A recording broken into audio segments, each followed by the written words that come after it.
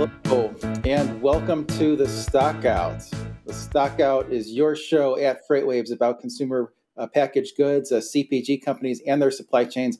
I'm Mike Baudendistel, an analyst and market expert here at FreightWaves. One of the things I do here is follow the CPG industry and what's happening with their freight transportation costs, their packaging costs, their input costs, anything that is sort of important related to CPG companies and specifically related to their supply chains, and relate that information to what we know at FreightWaves about the freight transportation market and what we're seeing in the data. So always do that on the Stockout. And if that type of content is of interest to you, would encourage you to sign up for the newsletter, which I try to put some analytics behind that every week.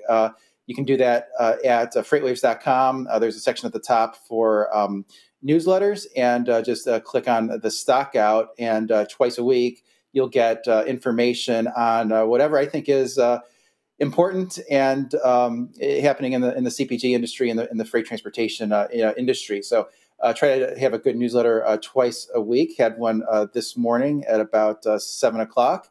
And so what I'm going to do today on the Stockout, don't have any guests, but I think there's still a lot to talk about with food prices hitting new highs, all sorts of sort of input costs rising. We can talk a little bit about the results of some of the CPG companies have just posted in their fourth quarter, and then talk a little bit about just the freight transportation market. I think that a lot of things are moving around there. Some debate this morning on FreightWaves Now about the move from between rail and truck, how truck has actually gained some share from rail intermodal over the last year or so. So I can talk a little bit about that. And it's big news item today with Cummins acquiring Meritor. Used to cover those companies when I was a sell side analyst, and I think that was a surprise, certainly a surprise to the market when you see Meritor shares rise over 40%. So a lot going on here in the freight transportation market, and really the markets that CPG companies care about. And the first topic I'm going to talk about today is food prices, which just hit an 11-year high globally. If we're looking at the Food and Agriculture Organization of the United Nations Food Price Index, they put out a global index. And if you're looking for any sort of reprieve on rising food prices, didn't see it in January. It's up another 1.1% in January from December, now at the highest level in 11 years. And when you sort of break down, what's driving that, really it's broad-based, of course, but some of the culprits in particular: vegetable oil index up 4.2%, dairy index up 2.4%, corn prices up 3.8%. Those are all just month over month. So just in 1 month, all of those sort of important inputs rising pretty sharply. Meat prices were just up slightly, but those have been probably the most inflationary thing over the last couple of years. Those hit a new high in January. So not seeing a lot of reason for food prices to fall. And in the newsletter this morning, dug into one of the components of that vegetable oil index, which rose 4.2% in just the last month. And that was palm oil. So palm oil, not something that we maybe talk a lot about on FreightWaves, but I think it's really relevant for the CPG industry. When you think about companies like Unilever, and they actually called that out on their most recent earnings call, that they use palm oil across a wide range of their products. Palm oil is used in things like ice cream, chips, frozen pizzas. It's also used in a lot of non-food products like detergents and beauty products. So Unilever said in particular it hit their health and beauty segments. And so this is an oil that comes from trees in Southeast Asia, and you can see just how much their prices of the commodity have risen. Have a commodity chart. So this is a commodity chart that we get from barcharts.com. We have a partnership with them for stock charts and commodity charts. So this is what you're looking at here is a chart of palm oil futures for February 2022 delivery. So basically going to close here shortly. And you see in that chart, the prices are up about 70%. Now those are actually less than what Unilever was describing. They were talking about their costs up about 130% in palm oil. And A number of things driving that. I mean, part of it is, the migrant workers. So sort of all of it. Maybe just take a step back. Almost all the palm oil is produced in two countries, sort of Malaysia and Indonesia, and a lot of the workers are migrant workers. And so, with the COVID restrictions, a lot of those workers weren't able to migrate to where a lot of those jobs are.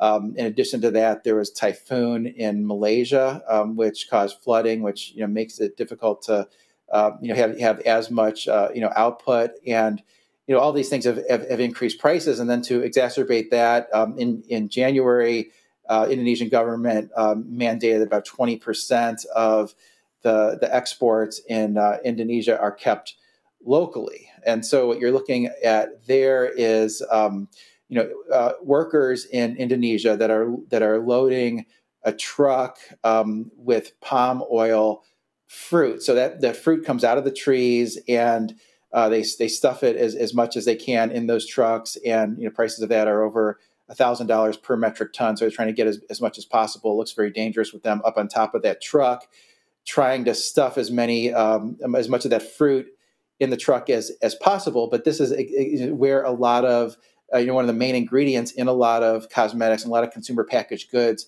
originates in Southeast Asia. In that manner. And, it's been a topic of, that environmentalists have jumped on, whether this is causing sort of deforestation. And, part of the reason why the usually when the prices are high like this, more areas are changed into, plantations for this, type of crop. Really hasn't happened this time because of the thought that maybe this price spike is only temporary, and because of pushback from various governments around the world that they don't want to import products if it's just a result of sort of deforestation. There's also potential for substitutes with other types of vegetable oil. So a lot going on there, but right now, really causing a lot of margin pressure on a lot of the consumer packaged goods companies, such as Unilever. Moving on to my next topic, Nestle Results, reported last week. So Nestle is the biggest packaged food company. You really have a huge number of brands that you wouldn't necessarily associate with Nestle. And I really thought their results held up remarkably well, given the current, backdrop. We've just seen so many consumer packaged goods companies face tremendous margin pressure. In a lot of cases, it was a few hundred basis points. In other cases, it was 1,000, plus basis points. And a company like Clorox, I think the companies that are in food and have specific, tastes associated with their products have had margins that have held up better. But Nestle really stood out as being a company that's had remarkably stable margins. You look at their operating margin, and it only contracted 30 basis points to 17.4%. And really that was a lot better than what you've seen from the peer group, which really had margin contraction on average of at least a few hundred, basis points. So not near the same amount of margin pressure. And even that 30 basis point of margin pressure, Nestle attributes mostly to timing differences. There's a timing delay between when a big company like Nestle sees their costs rise versus when they can pass those higher costs on to retailers and ultimately consumers. They have to honor the contracts that are in place, with those retailers. So they don't raise prices instantaneously, but it does sound like Nestle's going to get that margin back, and in a shorter period of time than what we've heard from a lot of other CPG companies. A lot of other CPG companies have said, well, this is several hundred basis points of margin pressure, and they expect to get it back in maybe 12 to 18 months. It doesn't seem like it's going to take that long for Nestle, which begs the question of what is different about Nestle versus other CPG companies, other than the fact that Nestle is just the largest packaged food company. And I really think the big part of it is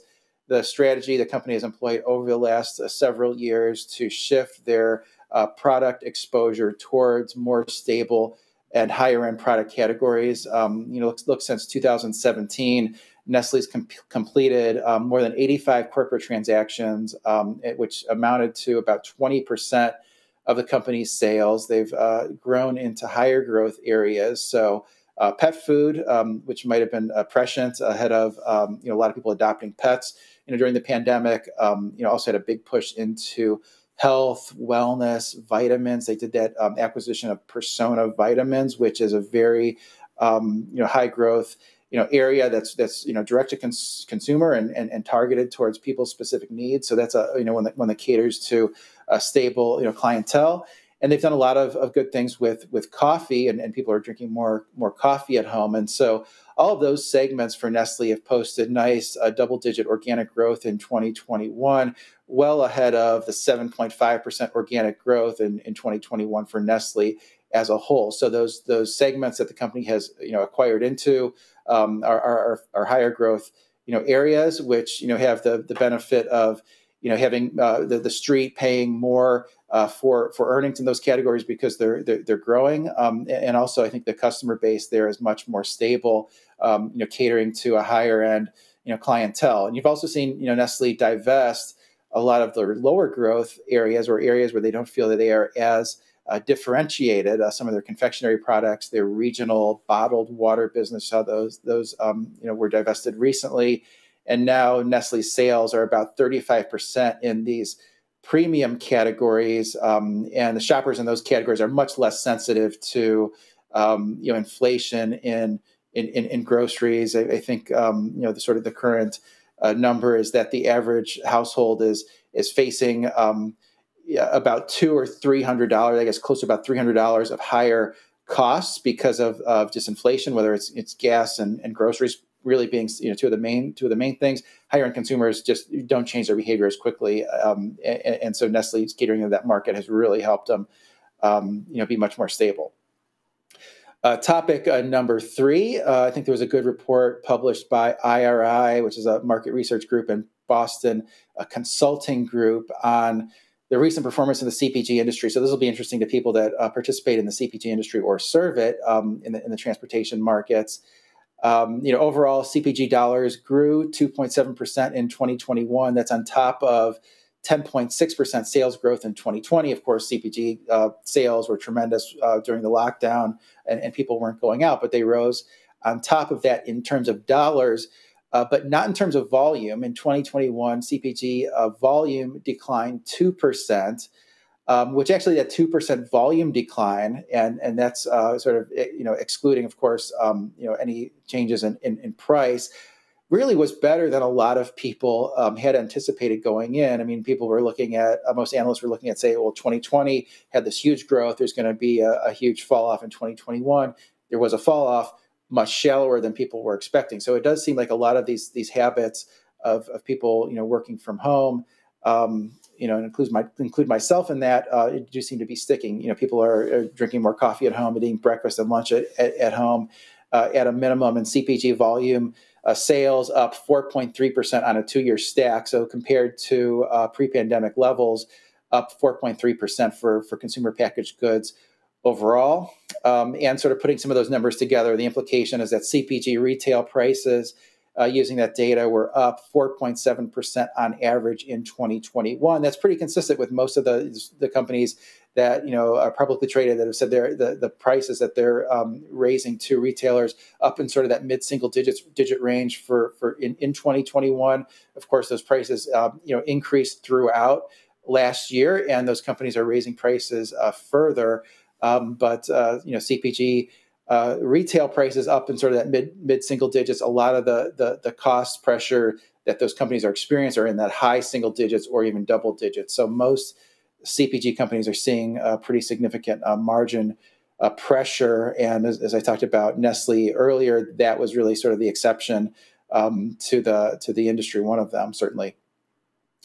Boston Consulting Group also highlighted some interesting stats when comparing the national CPG brands to private label brands and their respective market share. One of the trends that we saw throughout the pandemic is that private label brands lost market share to the national CPG brands. Now, part of that might be because consumers have felt a little bit more flush with cash, and in general, consumer spending has been very strong. So consumers have opted for those more expensive products. But that continued in 2021, where private label lost 0.4 percentage points. That was on top of share that private label lost in 2020. So private label is now 15.5% of CPG companies' sales. That would be products like Trader Joe branded food and consumer goods.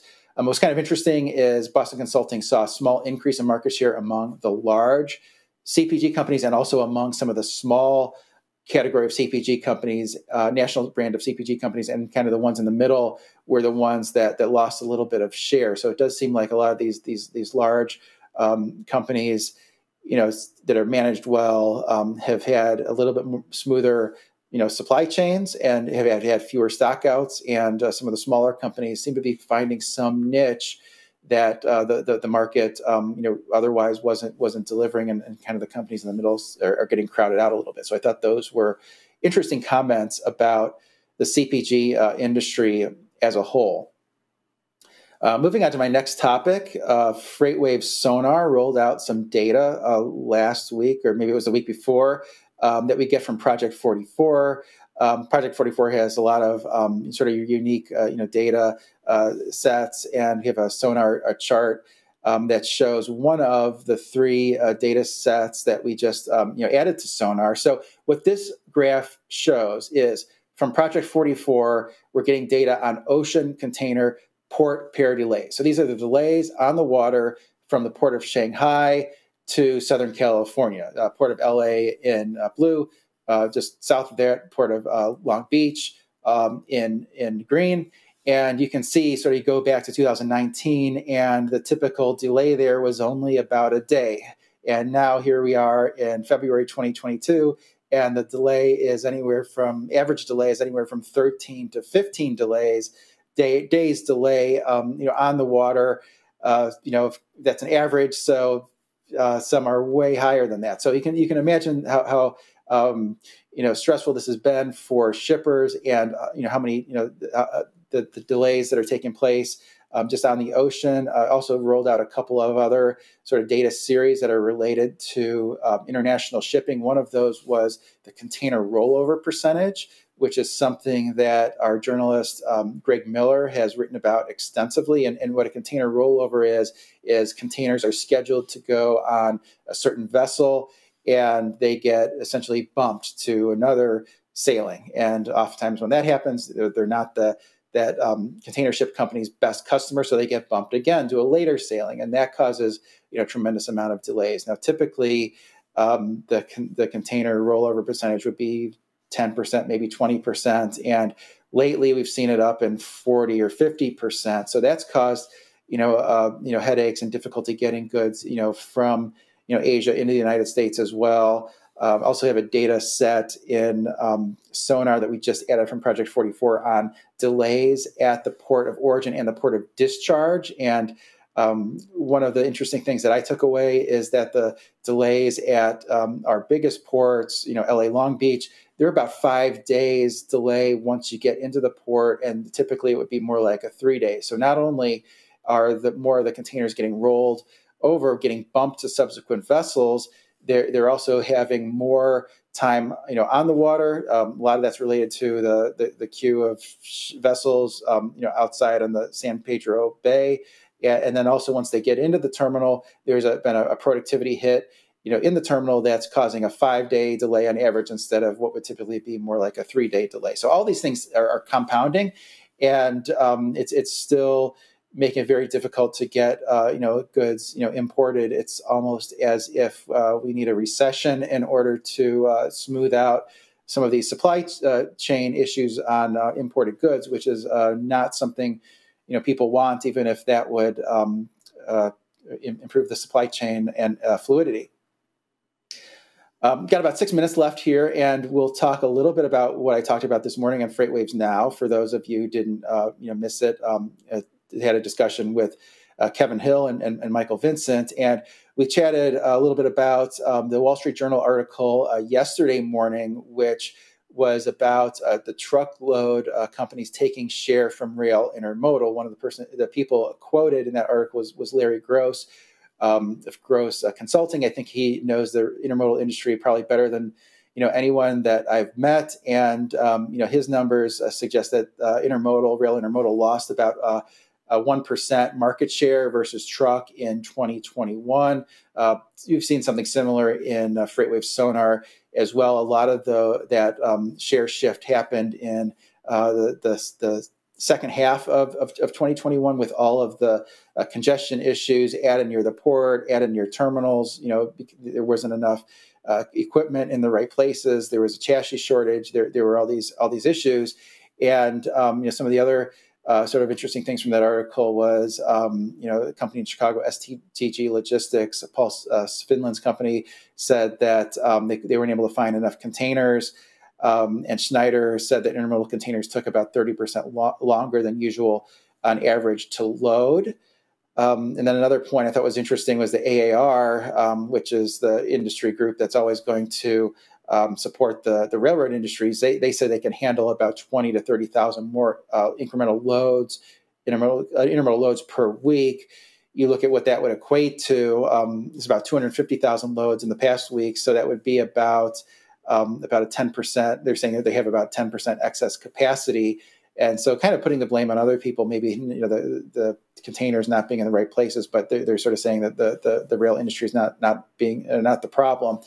And so those were sort of the main points in the article. I mean, things that I would add to that is that 12% decline in intermodal volume that we've seen year to date in the AAR numbers.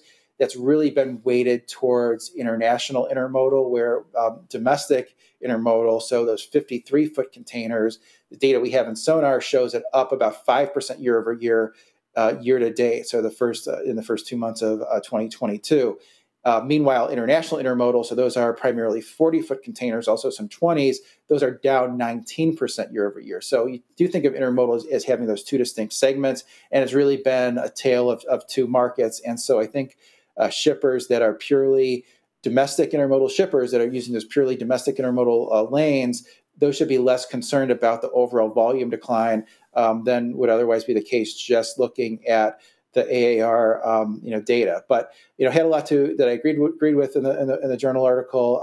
I think a lot of this has to do with service levels that have been subpar, and really that's been what's holding the intermodal volume back. I mean, some of the data we have in SONAR shows that intermodal tender rejections out of Chicago, which is a complete non-issue before the pandemic, maybe 1% of intermodal tenders were getting rejected, and then during the last year or so, it's been some weeks it's been 5%, other weeks it's been 15%. It's really been sort of erratic, jumping up from one week to the next. So it does indicate to me that there's been really a degradation in service that really has not fully improved. I think the intermodal service is certainly better than it was in most of the second half of 2021, but I still think it's probably not as fluid as most shippers would like. Some of the shippers that we speak with at FreightWaves have said that it's been challenging getting your intermodal loads covered out of Chicago, particularly on points eastward. And that's been a big pain point for them. So some intermodal shippers in the CPG industry that we know have moved some units from intermodal to truckload as well, sort of consistent with the thesis of that article. And the other thing I would point out to sort of add to that discussion is on pricing, the domestic intermodal contract rates. I don't think surprised anyone to the downside in the past year. I think going into 2021, most participants were expecting intermodal contract rates to rise in sort of the high single digits, and they were up in the double digit range. And heading into 2022, it could be another double digit rise again. I think it will be for at least those intermodal shippers that had not repriced their contracts since early 2021. Our data in SONAR shows that intermodal contract rates on average are about 13% higher than they were a year ago. So, that's the price spread between intermodal and truck really hasn't widened much, maybe with the exception of the fuel surcharge, because we've seen fuel rise, and intermodal tends to have about half of the fuel surcharge as a truckload. But clearly, I think intermodal not the growth area lately that it has historically been for the railroads, and really think that's been true for the past few years. So that's really what I wanted to go over today. And, feel free to sign up for my newsletter at freightwaves.com/the stockout. And you can feel free to reach out to me directly at mbaudendistel@freightwaves.com. We have other newsletters on truckload industry, loaded and rolling. We have one called Call Check on the freight brokerage industry. We have one on the retail industry, point of sale, and we have one on the motor vehicle industry called Transmission. And hope everyone has a great Tuesday and have a good week.